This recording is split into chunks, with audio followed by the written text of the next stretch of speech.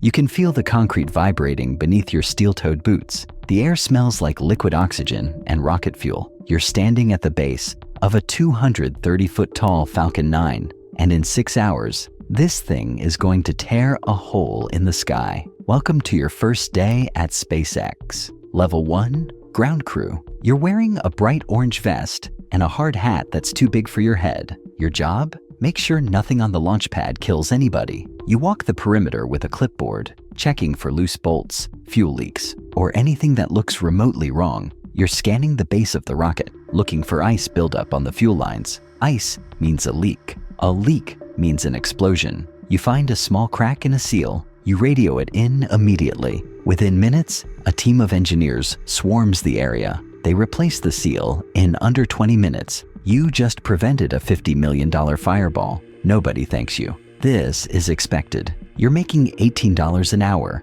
You work 12-hour shifts. You sleep in a cramped apartment with 2 other ground crew members, but you're part of something historic. You watch as the rocket gets fueled. The liquid oxygen makes the metal shriek and groan as it supercools. It sounds alive. Level 2, Propellant Technician.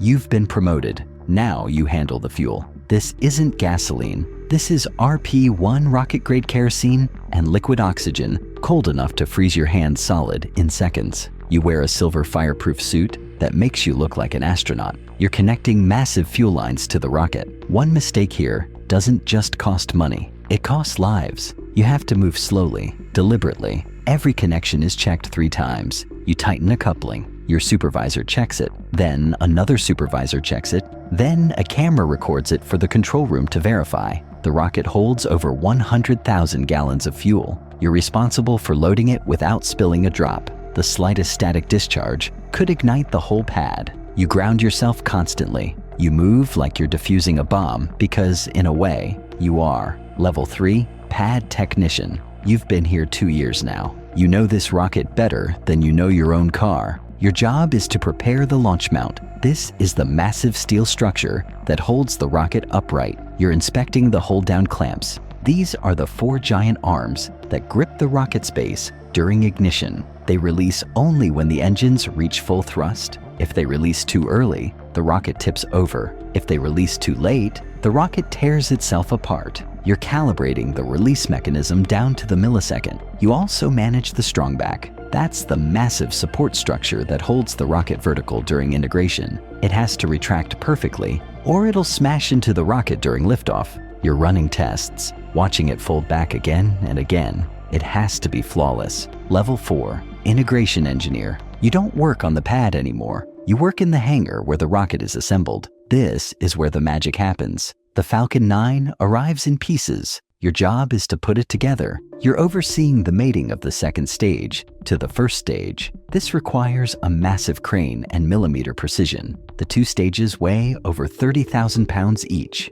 If they're misaligned by even a fraction, the whole rocket is compromised. You're watching the sensors, calling out numbers. The crane operator moves slowly. It takes 4 hours to connect 2 pieces. You don't blink the entire time. You also install the payload fairing. That's the nose cone that protects the satellite during launch. It's made of carbon fiber and costs more than a house. You handle it like it's made of glass. Level 5, Propulsion Engineer. You're in the control room now. You're monitoring the 9 Merlin engines during the static fire test. This is where they ignite the rocket while it's still bolted to the pad. You're watching temperatures, pressures, and vibrations in real time. One engine is running hot. You see the temperature spike on your screen. You have 3 seconds to decide, abort or continue. You hit the abort button. The engines shut down instantly. The launch director looks at you. You pull up the data. The turbopump bearing was failing. If you'd let it run, the engine would have exploded. You just saved the mission. But here's the thing. You don't get to celebrate because now the entire launch schedule just shifted. The rocket has to be detanked, inspected, and the engine has to be replaced. That's a week of work. The client is furious. The media is asking questions. You don't care. You made the right call. That's the job. Level 6, Launch Conductor. You're standing in Firing Room 4 at Kennedy Space Center. 30 screens glow in front of you. Each one shows a different system: propulsion, avionics, telemetry, range safety. Your headset crackles with voices from 20 different teams. You're the one calling the shots now. T minus 10 minutes. You poll the room. Propulsion? Go. Avionics? Go. Range safety? Go. Weather? No go. There's a thick cloud layer at 30,000 feet. If the rocket has to abort, the debris could fall into the Atlantic shipping lanes. You hold the countdown. The client is on the phone. They've waited 6 months for this slot. You don't budge. Weather improves or we scrub. 30 minutes later, the clouds break. You resume the count. T minus 2 minutes. Your heart rate spikes, but your voice stays calm. All stations, final checks. Everything is green. T minus 10 seconds. The crowd outside is screaming. You can hear it through the walls. Ignition sequence, start. The engines roar to life. The hold down clamps, release. The rocket lifts. Your job is done, but you don't relax until it clears the tower. Level 7, Mission Director. You're not watching a launch anymore. You're watching 50 launches a year. You manage the entire manifest. You decide which payloads fly when. You negotiate with clients, coordinate with the FAA, and manage a team of 300 people. A customer calls. They want to move their satellite up 2 months. That means bumping another customer. You're playing Tetris with million-dollar contracts. You also handle anomalies. A second stage didn't deploy a satellite into the correct orbit. It's 30 miles too low. You're on a call with the satellite operator, the insurance company,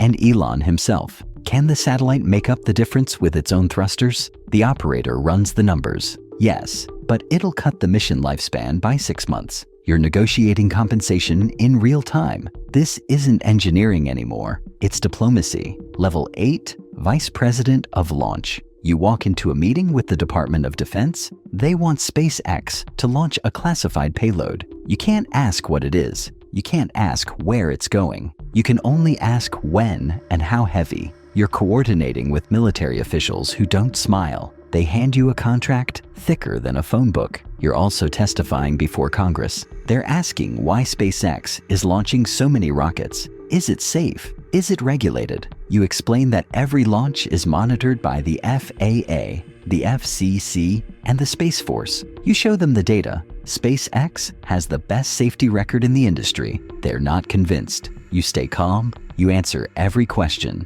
This is as much about politics as it is about rockets. Level 9, President and Chief Operating Officer. You're sitting across from Gwynne Shotwell. She's the president of SpaceX. You're her second in command. You run the day-to-day operations of the entire company. Starship development, Starlink deployment, Falcon launch schedules, Dragon crew missions. Everything flows through you. A Falcon 9 booster just landed for the 20th time. That's a record, but it's not enough. Elon wants 25. You're pushing the engineering team to find the limits. You're also managing crises. A Starship prototype exploded during a test. The FAA is threatening to ground the program. You're in emergency meetings, reviewing footage, analyzing data. Was it a design flaw or a test anomaly? You present the findings. It was a pressurization issue, already fixed. The FAA clears you to continue. You're managing billions of dollars, thousands of employees, and the future of humanity's access to space.